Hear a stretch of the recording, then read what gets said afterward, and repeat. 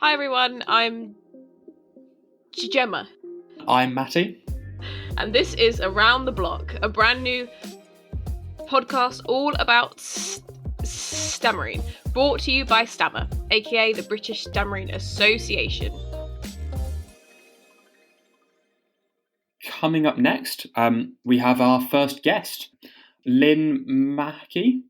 She is a YouTuber, she's a writer, she's also a trustee of STAMMA, and she has recently written an article for stammer.org about our next topic, which is going to be the Netflix series Bridgerton, and just how stammering is represented in it. Just a warning that this episode will contain spoilers.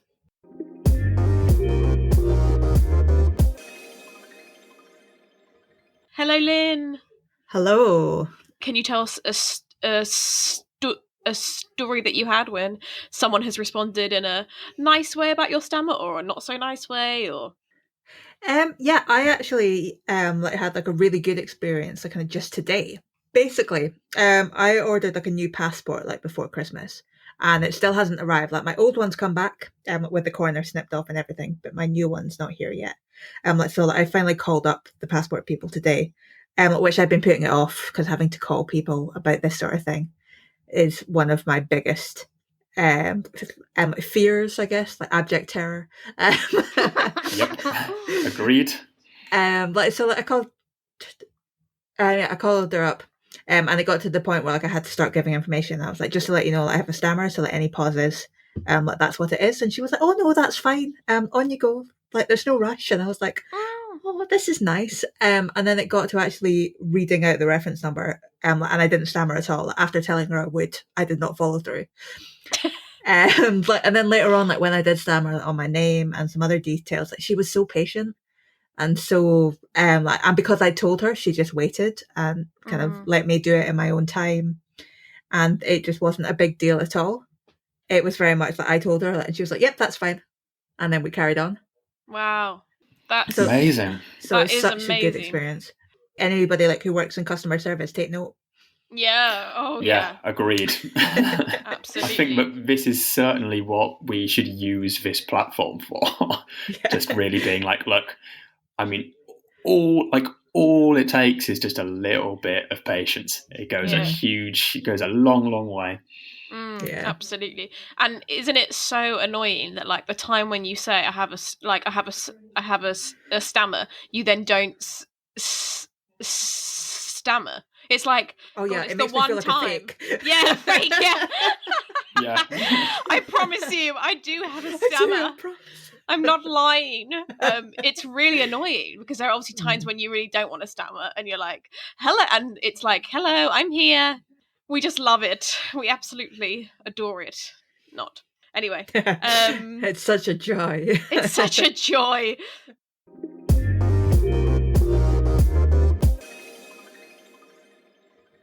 Lynn, you are here to talk about Bridgerton. I don't know why I'm saying it like that. But, Bridgerton. I like Bridgerton. The role of the R. The role. I'm getting into the role.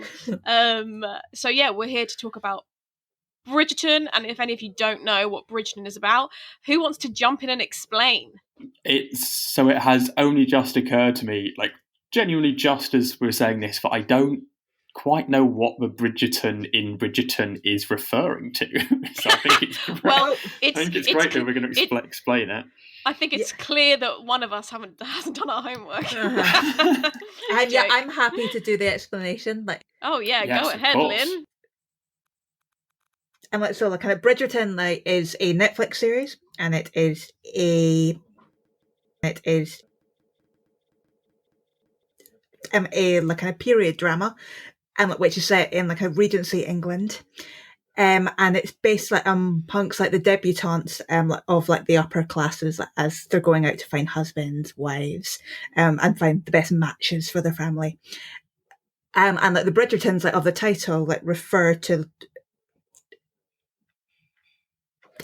one family, which is within this upper class set, and they have 8 I think like 8 like children, is it? So they're a huge family. And the first series follows like kind of Daphne Bridgerton, like, as she's trying to find her husband. And she does find a husband. He is beautiful. He is very nice to look at. I mean, of the podcast.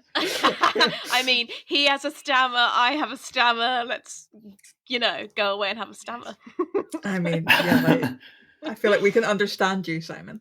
Yeah, we get you.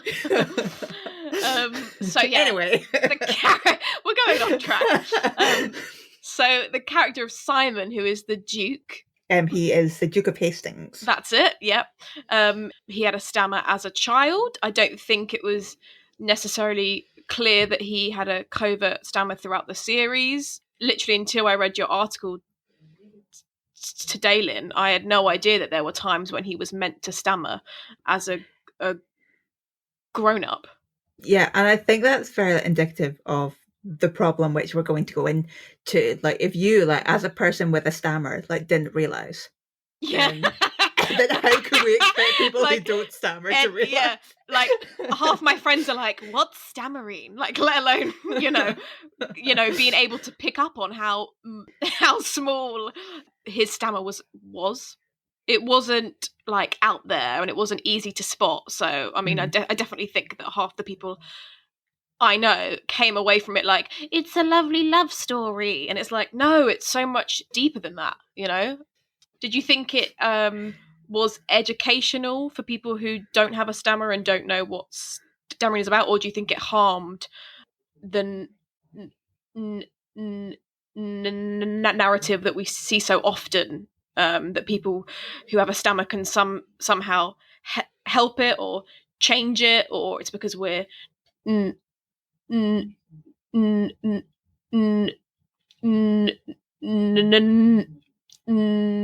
nervous, or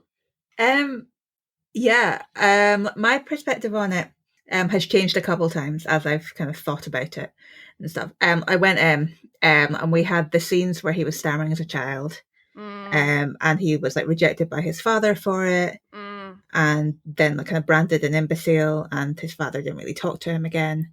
Those scenes are really difficult to watch, like really hard to watch. They're really, really difficult to watch. However, I don't mind them too much because within the context of like Regency era England, if you've been that desperate for a son, and then the one that comes along is like in your eyes like not good enough to take on the mantle, then and it's already been established that he's a terrible person in other respects as well.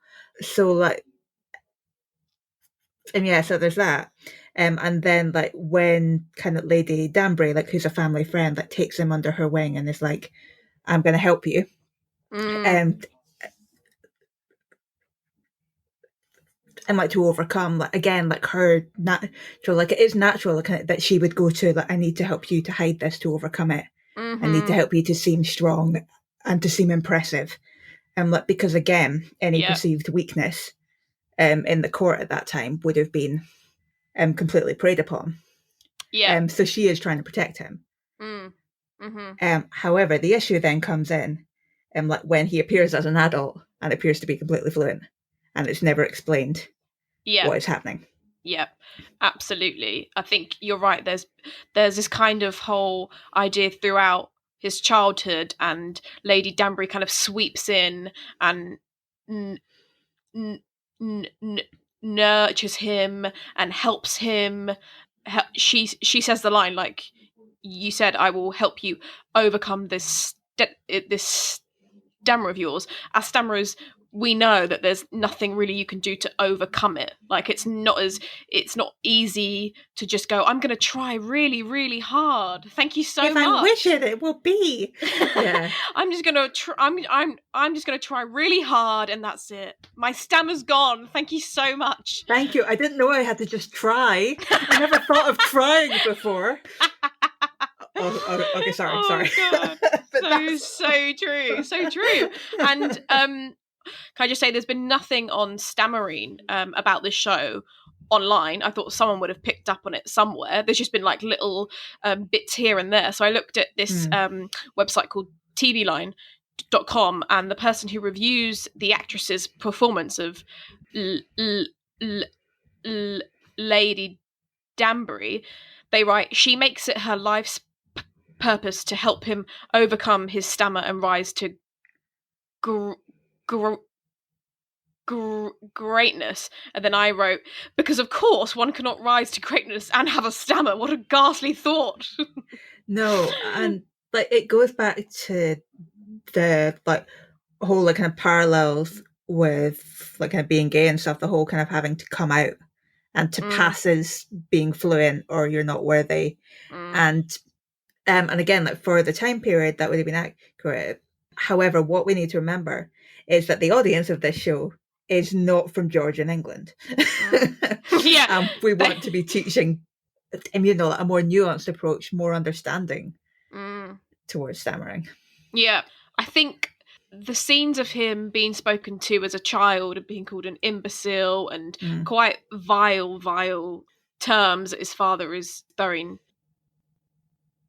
at him is quite triggering for like someone with a stammer to watch. And on the Facebook group, when I went online and had a look what people thought about it, that was kind of like the general feedback, is that people thought it was completely in your face. But like you said, it was typical of that time. And I also think that like a plus point of it is that it shows how traumatizing having a stammer can be. I think that people think it's just something that you deal with, but because of how society's had this obsession with being fluent, and we've had this representation as a person who stammers is somehow shy or meek or not as confident. I think it's quite good that the audience saw how a child could be treated who has a stammer. But again, I worry that our audience aren't going to link between the modern day, how stammering is still really not accepted or talked about in the mainstream, and the time of the Netflix show. And I think that's one of the big issues with this kind of thing. People are just like, oh, we've moved on from this, it's in the past. Yeah. Like, it's really, really not. Like, what do you think, Matty? Like, I'm aware that you've probably been listening on with horror, like, as we discuss all this. So what are your thoughts? I mean, yeah. So I have just sat and I've just binged the entire series of this, and then like I am now an expert. Of course. So my first thought on it was, how accurate are we taking the representation of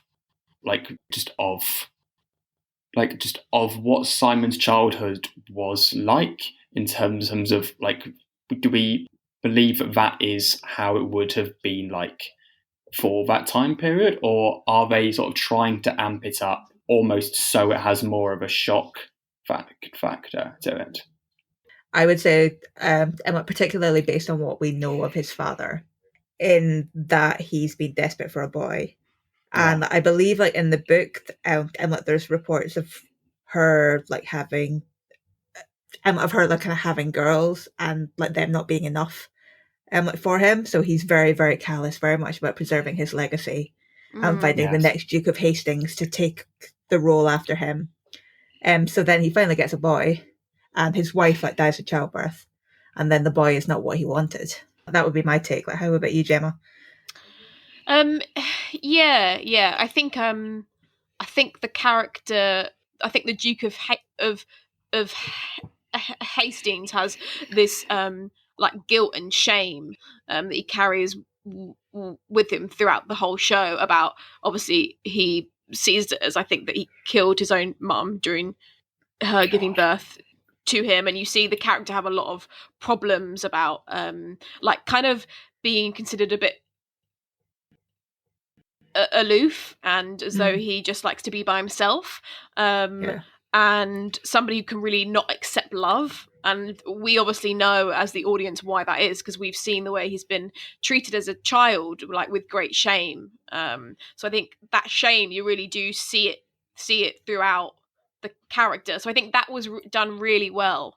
And ultimately, it's the most important plotline of the whole show. And that's what I find frustrating, is that him having a stammer as a child and the abuse from his dad is literally the most important plot of the whole show. Yet it wasn't really delved into like it could have been, because of him being like not accepting of love is literally the whole crux of the show, that he's fallen in love with someone that he can't be with, because of he's holding a massive grudge there towards his dad, and he promises dad, I won't carry on the bloodline, but it's just kind of swept under the rug, and he appears as a grown up, as a person who's just fine now, not fine now, but fine in terms of his speech. So I was really hoping to see that throughout. I don't know whether he was meant to have bits throughout that he's stammered on. Maybe the actor was just like not depicting it well. I really don't know. But yeah, I know in the book there was meant to be a lot more on his stammer, and how he was still a covert stammerer as a grown up. So I wonder if you could talk a bit more about that, Lynn. In the book, and like it shows a lot more like how like kind of this shield he's built up around himself. He has this shield that makes him seem aloof, that makes it seem like he's like kind of disinterested like in society, and everything like kind of that's going on. And like in the book, it makes it like like kind of like explicitly clear like that like his stammer like, is part of that shield, and it's got stuff like the kind of when he's at university, like we hear about moments where he could have got into an argument, but like he knew he was going to stammer, so he chose not to speak. Or like he chose to say like a pithy one-liner instead. So that sounds extremely every argument that I have ever been in. Just avoid it at all costs. Oh no, I was just going to quickly say, like, and as a result, like, of moments like that where he chooses not to speak and chooses to walk away, or just says the very little, he can say, like, that adds to his aloofness, and it makes people think he is above it. He does have that arrogance, that haughtiness, and it kind of builds, like, the respect for him, like, as the Duke. Yeah. However, everything he does because of fear of his stammer. And that's something that's so lacking in the series, and it would be lovely to see the moments like that. It's like the producers wanted him to appear as like aloof and a mysterious like bad guy that like wouldn't accept love and couldn't love like that. It's almost like it was something that fitted in well with the show for entertainment, and so like young girls would be like, oh my god, I love him, rather than let's stay true to the book and let's really explore the horrendous like stuff he induced as a kid. It's like, let's just portray him as an aloof guy. We don't really like make that link. So I certainly think that it says something about the way that they've represented his stammer if it takes three people like us who have had stammers for our entire lives, and even we have to work really pretty hard for us to really gauge sort of what they were trying to achieve and how they were trying to show it. And it just seems as if they really haven't made it clear enough, when it sounds like from the book, obviously I haven't read the book, but it sounds as if it's far more over in the book than they've made it seem. I would say like the stammer itself isn't overt, he's still very much covert, but like we're privy to his thoughts. Is the difference, like, so that we can see like in the moments like where he's going to say something but like knows it's not going to come out, so like he just says no instead. And that comes across as really short and arrogant, but it builds out. Like there's also moments where he's having conversations with Anthony, like who's one of Daphne's brothers, and he knows he's going to stammer, and so like he fakes a coughing fit in order to cover the block. So like moments like that, and And like a scene like when he's having dinner with the Bridgertons, and one of the younger kids is like, "You don't talk very much," and he's kind of put on the spot. And during like the dinner scene like in the series, like, yes, he doesn't talk very much. He only really speaks when spoken to. Yeah.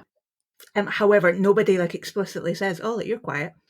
Yeah. Aside from the child. Yeah. The child says it in the book, but not in the series. It's weird. Oh, right, yeah. I don't know why It's very much not realistic. Yeah. Oh, yeah. Like, a kid would like point that out immediately. Like, you're our guest and you're just listening to absolutely. us. Yeah. So Lynn, so you mentioned in your piece that you wrote about the fact that Simon will almost use his stammer as a way to keep his circle of friends small, and obviously that it adds to this sort of aloofness element of it. Yeah, that was another thing out of the book. And the fact that he was very selective in his friends. And like as a result, people were like, "Oh, like it's the Duke's exclusive circle. I need to get into the Duke's exclusive circle." I was just gonna say that seems like so interesting.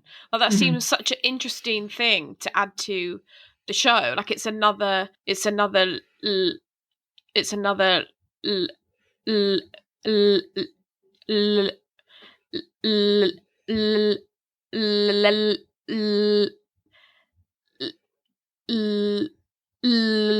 okay, I literally can't say it, guys. I'm literally exhausted. I'm trying to think of another word that I can say. It's just another way of connecting the dots between his present and his past, by having those moments in. And how impactful to have someone having a block and him having a coughing fit. That would have been so impactful, all those small times when he thinks about going to open his mouth and then he stops. You know what I mean? Just those simple things they could have put in, and they would have linked the two rather than have this complete contrast between the past and the present. Yeah Entirely. And so are we sort of all of the view that the representation that they put out there isn't necessarily the most helpful? This is where I am very torn. Because on the one hand, I think it is quite a realistic representation of a covert stammer, in that it is very well hidden, and he does seem to be using some techniques in some scenes, because we do see him not speaking very much within the series in certain scenes, and we do see little moments where he blocks, but I only know of two in the whole series, where he blocks as an adult. However, on the flip side, I don't think it's helpful, because they never fully explain what's happening behind the scenes and kind of what's going on with him and why he is the way he is and all of that. And that's where I feel like they're really, really lacking, because there is so much educating and teaching that they could have done with this. And while I don't necessarily want the character who stammers to be all about their stammer, it would be nice for him to be a little bit more about his stammer. Yeah, absolutely. Yeah. Because it would have been different if it's something they maybe didn't touch upon in his past, but because it was so heavy in the plot and the reason as to why he was rejecting like the main love interest that was driving the whole show, it just seems weird that it wasn't picked up on more. I would say there are some good things. There's good things in terms of that it gave stammering a platform, in terms of one that it hasn't had in like the mainstream. Like all my friends immediately were like, Gemma, this character has had a stammer, you know, and I don't know the time. And you're always past tense. Yeah, had a stammer. Yeah. Well, yeah. I thought the same, because they were like, is that a common thing? They were like, can you have a stammer as a child and then not stammer? Well, like as a grown up. But I would say it's good in terms that we have something out there that millions of people have watched. So I think, I mean, at this point, we've got to kind of take what we can get. Like, you know, we've got to be we've got to be grateful that at least it's mentioned in a massive show on Netflix. However, obviously there are massive downsides as to though people are probably like, Gemma, but you can just try really hard. You know, Just you try. can Just believe in yourself. Just believe in yourself, and you can Oh my overcome God. anything. Or it's there isn't anything that you can do aside from try, but what you need is somebody else's mum or someone else to come in and just through their sheer just willpower will suddenly make you not have a stammer anymore. Yeah, it's classic sort of hero and concept. This is actually like a trend within Netflix shows as well, because that happened in the Umbrella Academy as well. Oh, really? I don't know if either of you seen the Umbrella Academy. Oh, No, yeah. I haven't. Like where like kind of one of the family, like kind of like Diego, has a stammer when he's a child. Oh my God! And then yes. his mum teaches him little techniques, and then he's virtually fluent as an adult. Oh, for God. And it comes up a couple of that times. genre, isn't it? Yeah. But it's the same. Like it's, like it's still Netflix. It's still Netflix. And it's one of these things. Like if this was one representation on one show, it would be fine. But it's the fact that you see it over and over and over again. Like, it's the only thing we see, to the extent that it's kind of stereotyped. Yeah. Entirely. Yeah. And like kind of stereotypes do apply to some people, but not everyone. And people are going to start thinking, oh, like kind of every person who stammers can just try and be fluent. And Yeah. So true. True. I feel like you either get this person that has overcome it and now I'm amazing and I'm past that really hard point in my life because I tried so hard, or it's the character who's like meek and seen as like a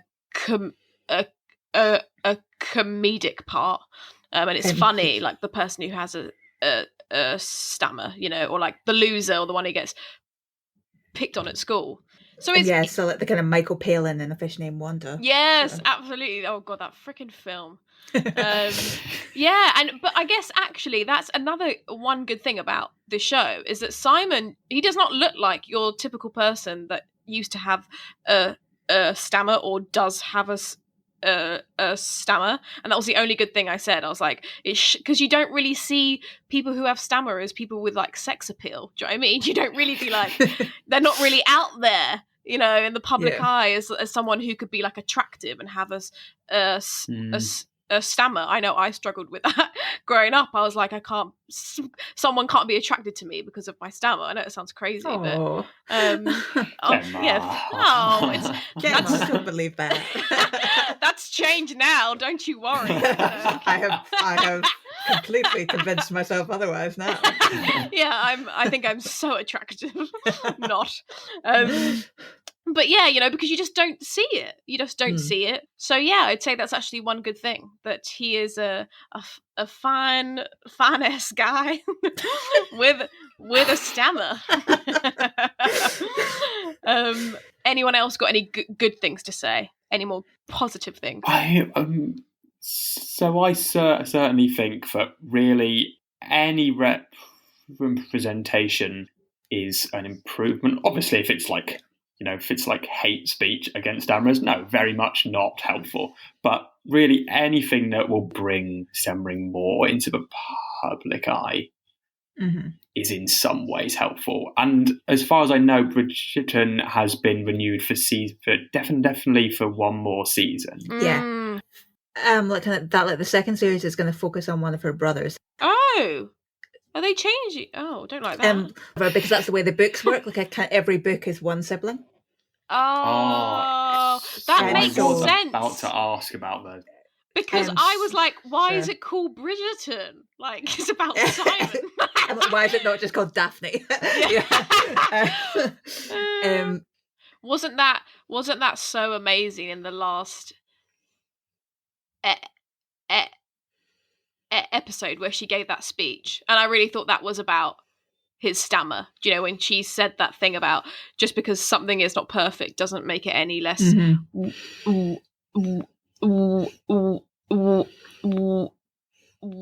worthy of love. I thought that was amazing. And then she said, I love all of you, even the parts of you that are too dark or too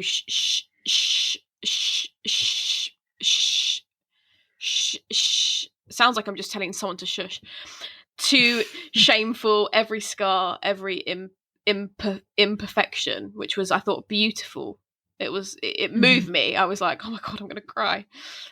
Yeah, like, and it would be nice to, obviously we can interpret that as linking into like his stammer as well. Others may have just linked it into him being like more aloof, or like his anger towards his dad and all of that. I really thought that was her trying to say to him, like, I love you, I love all parts of you, even the parts that you're deeply ashamed about. And I know that he carried such a lot of shame. So it sounds as if we all think that there's things that they could have done better.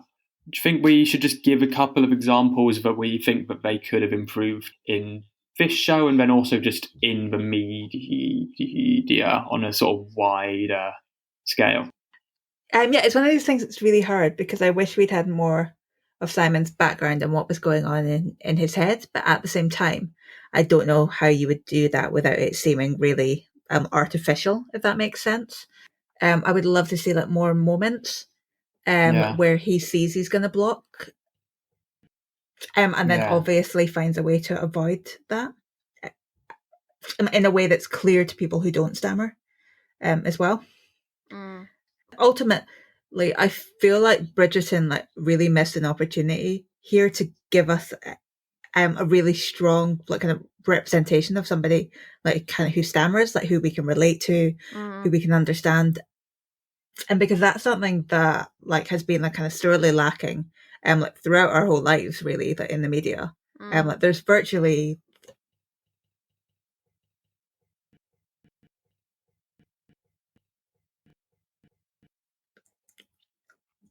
there's virtually like no representation of people who stammer, like, and when it is, like, as we've already mentioned, it falls into like kind of two very set tropes, I guess. So yeah, I would love to see more of that done in like a nuanced way. Yeah. So absolutely.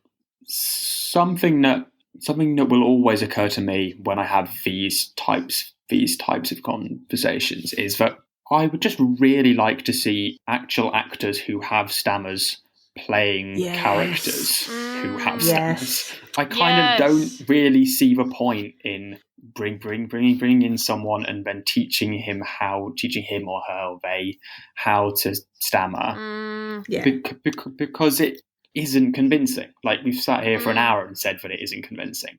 And I think if you bring on an actor who actually has a stammer, it is so much more real. And it would do such a lot of good for wider stammering audience to see. So there is someone like me who is being shown to hundreds of thousands of people, and they've got to where they are. And it's a true reflection of it. And it also just will show to younger people who stammer, who potentially might think, actually, you know what, like, I quite fancy a career in television, in films, in radio, or whatever. But certainly for me, it has always felt that those career paths are just blocked off to me. And I think that if I'd seen actual people with actual stammers stammering on my television, I think my view would probably have been different on that. Gemma, do you have anything to add? What I would really like is to see maybe a young girl or a girl in her teenage years. I feel like women are still not really like portrayed in the stammering world that much in terms of like on film and TV shows, because women are mostly, obviously it's changing now, but employed to be like people who were attractive, or, you know, luring the guy, or, you know, looks played a massive part. And like I said before, I think stammering in the media interferes with like someone who's seen as like attractive, in my view. I'd love a bubbly, outgoing person who has a stammer, because I don't really think that's depicted as well. It's a person who's aloof, who's shy, who likes to withdraw. And all of us three are very like out there and confident. And I think people that I meet are perplexed because they're like, you have a stammer, but you're so like confident. It's almost like being an extrovert and having a stammer don't go together. So I'd really like to see something like that. And I think any show that managed to do something like that along the lines of it would be amazing and breaking, because I know obviously shows are always looking for something different now because the world is changing so much, which is brilliant. Yeah. Mm-hmm. So I think ultimately that we actually shouldn't be having this. We actually shouldn't be having this conversation about the different ways and the better ways that people who stammer should be shown in the media, because ultimately a person with a stammer is just a regular person who needs to be treated in the exact same way as any other person, and therefore should be represented just like any other person. That's certainly the key takeaway from this is that people like us, people like Simon, the character, like, are just normal people, the same thoughts, the same feelings, and definitely shouldn't be treated any differently. Mm-hmm. Absolutely. And I think there's something so powerful about seeing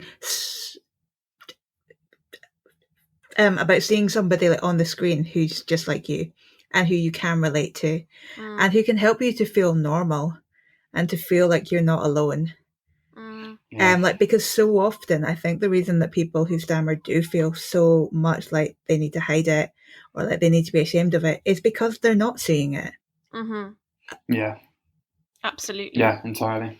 And they're not seeing it being treated as something that just is. Yeah. Absolutely. Yeah.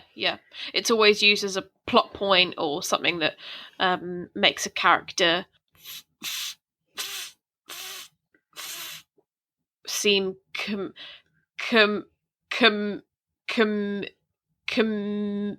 comedic, or in this sense it's been used as a plot point. It needs to be used as though we're all just people too. And they need to see that a voice which stammers is just a normal voice. Absolutely. Yeah, entirely.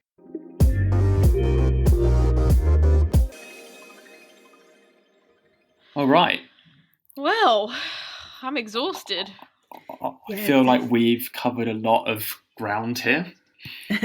So, Lynn, just a huge thank you for coming in and for talking to us and widening our horizons. Thank you, Lynn. Where can our audience read or see more of you? Thank you very much for having me. I always love the opportunity to talk, especially about something like this that I have so many thoughts on. But yeah, you can find me across all social medias under the name of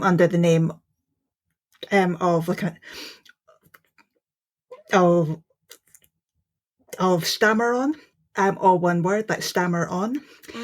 And I have a kind of YouTube channel where if you want to hear me talk more, I have lots of videos where I do that. So please come on over and check that out. And just thank you very much for having me. And it's been a great conversation. Amazing. Thank you so much, Lynn. All right, amazing. Thank you for coming in.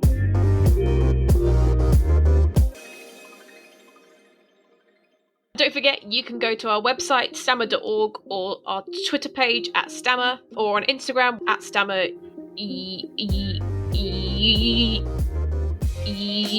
UK, and there's a Facebook page too. See you next time. Bye. Bye-bye.